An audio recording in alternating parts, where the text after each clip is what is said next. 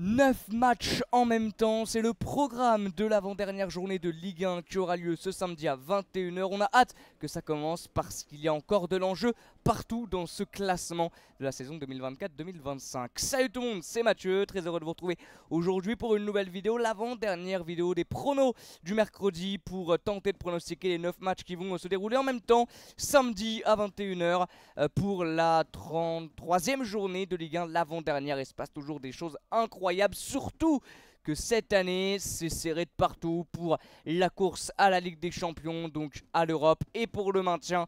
Ça va être fou jusqu'à la fin. Il peut déjà avoir des officialisations bien sûr, que ce soit pour les équipes qui vont jouer l'Europe ou pour des équipes qui malheureusement vont descendre en Ligue 2. Il peut avoir des officialisations de cette 33e journée de championnat. On va donc commencer par voir ça, par voir le classement avant de s'intéresser aux 9 matchs qui vont se dérouler donc 21 h samedi soir en même temps dans un multiplex de folie. Donc le PSG là bien évidemment il n'y a plus d'enjeu. Par contre il y en a énormément entre Lyon, Strasbourg, Lille, Nice, Monaco et Marseille. Si Marseille venait à l'emporter, alors il faudrait aussi qu'il y ait des défaites des concurrents, mais il pourrait quasiment faire un grand pas vers la Ligue des Champions si Marseille venait à l'emporter contre Le Havre.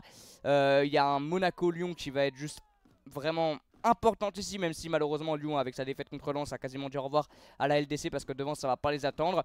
Et puis on a en bas du classement Montpellier, c'est déjà fini. Saint-Etienne malheureusement pourrait aussi officialiser sa malheureuse descente en Ligue 2 si soit ils perdent, c'est terminé. 28, 29, 30, ouais c'est terminé s'ils perdent contre Reims. Et malheureusement si Le Havre venait à chercher un résultat contre Marseille, ça serait aussi terminé pour Saint-Etienne. Donc ils n'ont pas leur destin entre leurs mains. Il faudrait que Le Havre perde les 2 derniers matchs, que Saint-Etienne gagne les deux qui arrivent. Ça va être compliqué pour la SSE. Bref, on va donc pronostiquer ces 9 matchs. On commence par Angers-Strasbourg, 21 h.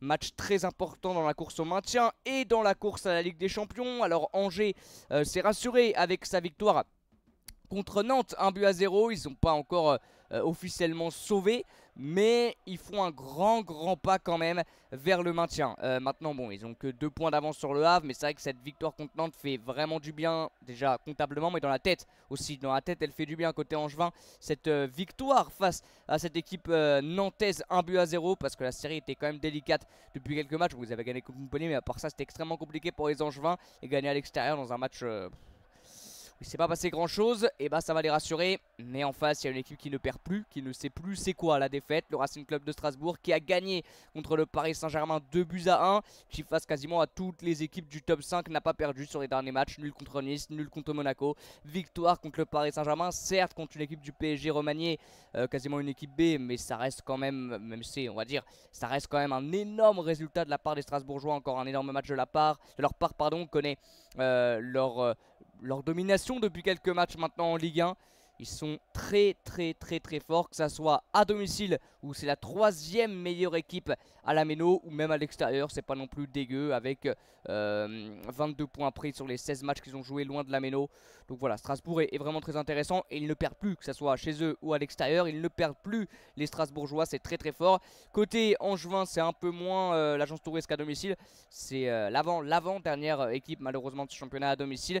Et c'est pas la forme non plus. Alors par contre Strasbourg c'est la meilleure équipe actuelle sur les 5 derniers matchs. Ils sont même devant le PSG. Bon, il y a beaucoup d'équipes qui sont devant le PSG sur les derniers matchs parce qu'ils n'y arrivent plus. C'est même pas ça, c'est qu'ils veulent plus, surtout les Parisiens en Ligue 1. Ils en ont un petit peu plus rien à faire maintenant. Mais Strasbourg est la meilleure équipe en ce moment. C'est vraiment une forme incroyable. Côté angevin c'est pas fou, même s'il y a 2 victoires sur les 5 derniers matchs. C'est contre des adversaires à leur portée bien sûr. Et là, il ne l'est pas à leur portée l'adversaire, on va pas se mentir, il ne l'est pas du tout. Strasbourg part largement favori sur ce match-là, 1,79. Je ne vois pas comment Angers peut s'imposer, même si Angers a déjà réussi à faire mal à des grosses écuries. Mais là, Strasbourg est tellement en bonne position pour aller chercher une Ligue des Champions, est tellement bien en ce moment dans les têtes, dans les jambes. Tactiquement, techniquement, physiquement, mentalement, c'est très fort du côté du RCS. Donc je ne les vois pas s'arrêter en si bon chemin, et surtout face à une équipe malheureusement, je vais pas dire aussi faible, mais aussi fébrile, surtout qu'Angers, même s'ils sont capables de quelques fulgurances. Mais je vois Strasbourg s'imposer, je dirais victoire 2-0 des Racing Men. Auxerre Nantes maintenant, le FC Nantes qui est un petit peu rentré dans une crise. Alors ils sont en crise depuis quelques années maintenant parce que Nantes normalement ça doit pas jouer le maintien, ça doit jouer tous les ans le top 10 ou même essayer de titiller les places européennes. Là ça joue le maintien, ça serre les fesses jusqu'à la fin de la saison, c'est encore le cas cette année, surtout suite à cette défaite contre Angers à domicile. 4 matchs sans victoire, toute compétition confondue pour les Nantais et des matchs surtout dans le contenu qui sont catastrophiques. Contre Toulouse il n'y a rien, contre Angers il n'y a rien non plus, c'était cata contre le SCO, un match où on s'est vraiment ennuyé avec zéro grande chance de chaque côté, quasiment pas de tir cadré, enfin bref c'était catastrophique du côté des deux équipes, mais bon Angers a réussi sur très peu d'occasions à marquer, ce qui n'a pas été le cas du côté des Nantais.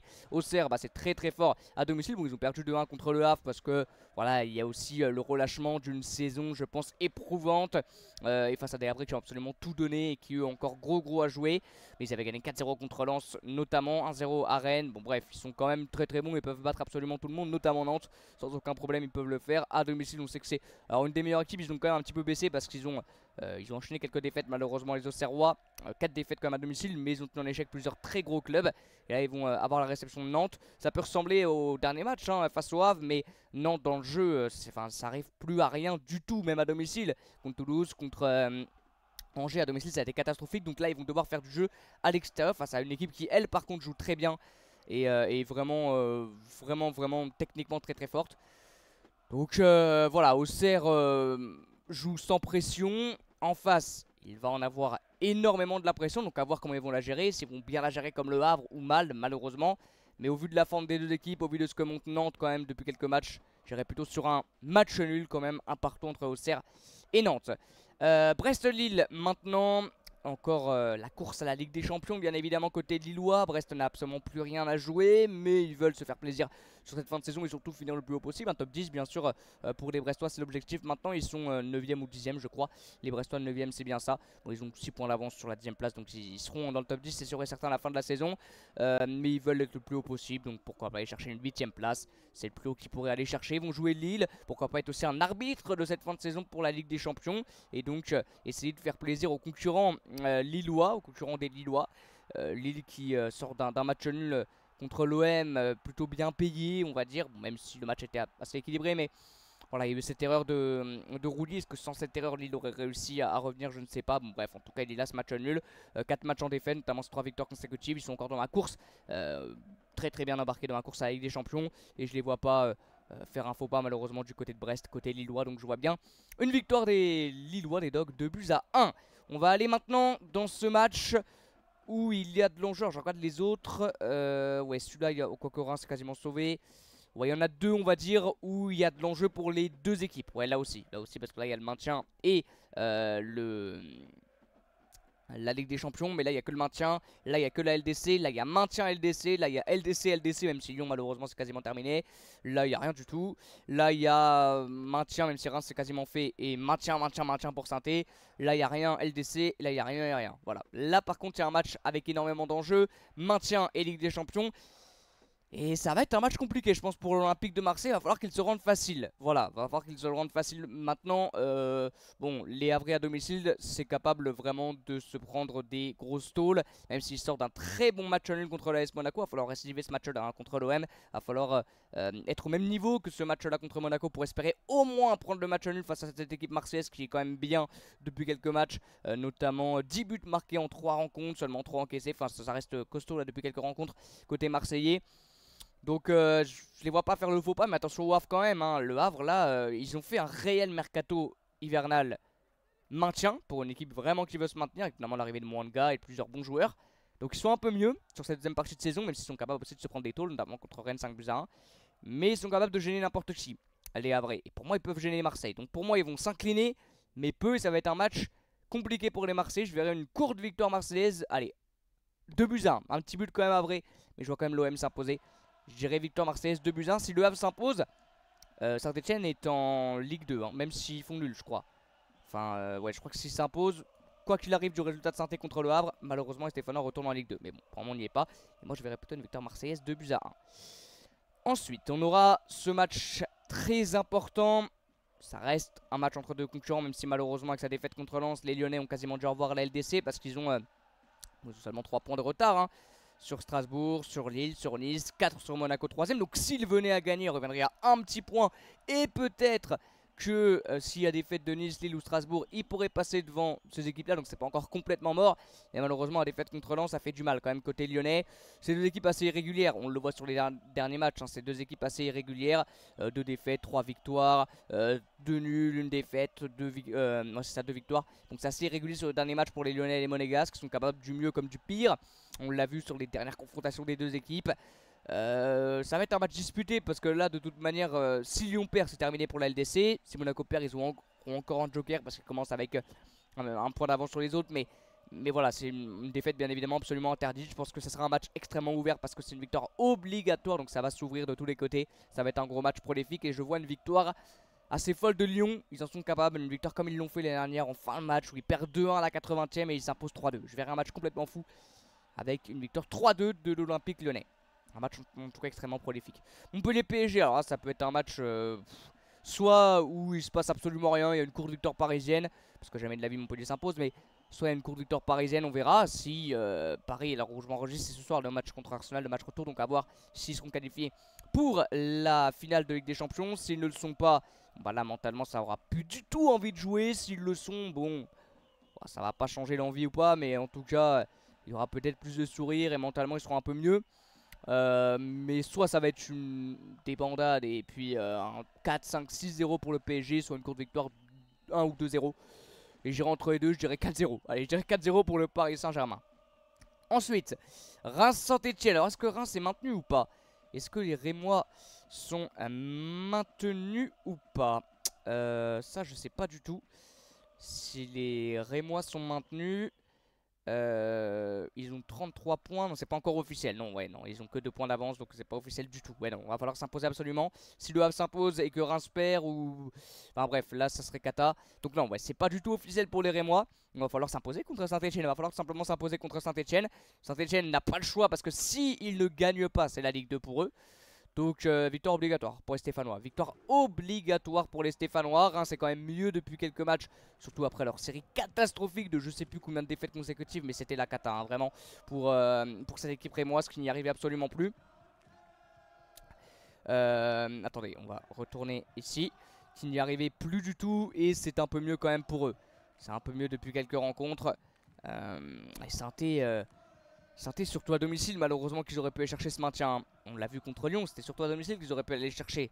Malheureusement contre Monaco, voilà, après c'est très compliqué, mais ils n'ont pas réussi à récidiver. Ce nul aussi contre Brest, malheureusement est regrettable. Et puis Reims, voilà, c'est un petit peu mieux.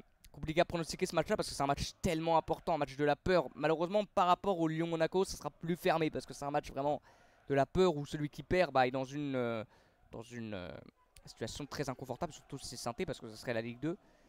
Donc ça va être dur, surtout que Stassin sera encore incertain. On l'a vu contre Monaco, il a manqué quand même Lucas Stassin. Compliqué à pronostiquer, mais j'irai sur un match nul, un partout, un petit match nul où il se passe pas grand chose, malheureusement. Même si Reims me semble peut-être légèrement au-dessus, mais un partout. Et on va terminer avec le Rennes-Nice. Ça joue bien sûr la Ligue des Champions côté niçois, plus rien côté rennais, ça va jouer libéré, même si ouais, cette défaite contre Toulouse a fait du mal, notamment Big Bay a poussé une gueulante.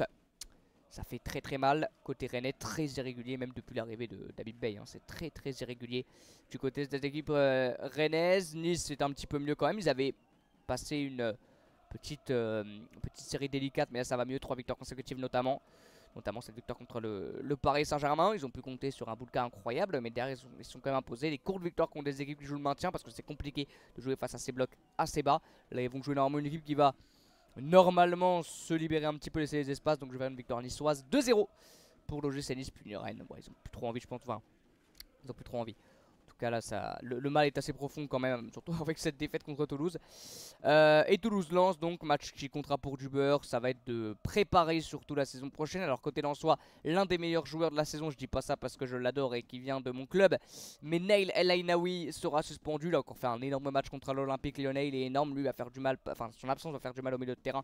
Lensois il va rencontrer Toulouse qui n'a pas gagné un seul match je crois à domicile depuis le début de l'année 2025. Donc là c'est la dernière chance pour essayer au moins d'en gagner un en 2025. Ils ont regagné enfin après je sais plus combien de matchs sans victoire contre Rennes. Va falloir s'appuyer sur cette victoire côté Lensois contre Lyon pour pouvoir continuer sur la lignée là. Moi j'irai sur un match aussi prolifique. C'est deux équipes joueuses, deux équipes qui auraient pu réellement, ils avaient les capacités, les qualités pour moi pour espérer plus, pour espérer mieux cette année, une Coupe d'Europe réellement via le championnat. Malheureusement ils n'ont pas saisi cette opportunité là. Donc j'irai vers un match quand même prolifique 2-2 entre les Toulousains et les Rennais. Voilà les Lensois, pardon, Toulouse et Lens 2-2. Merci beaucoup d'avoir suivi cette vidéo. Comme d'habitude, n'hésitez pas à liker, commenter, partager, vous abonner, à me donner vos pronos dans l'espace commentaire. Et puis à me dire si vous voyez des officialisations sur cette fin de saison, sur cette 33e journée. Est-ce que vous pensez que Saint-Étienne sera officiellement dès samedi soir en Ligue 2? Est-ce que vous pensez que l'OM sera officiellement dès samedi soir en Ligue des Champions? Bref, n'hésitez pas à me dire dans l'espace commentaire. Moi je vous dis, comme d'habitude, vous connaissez la chanson. À très bientôt et ciao.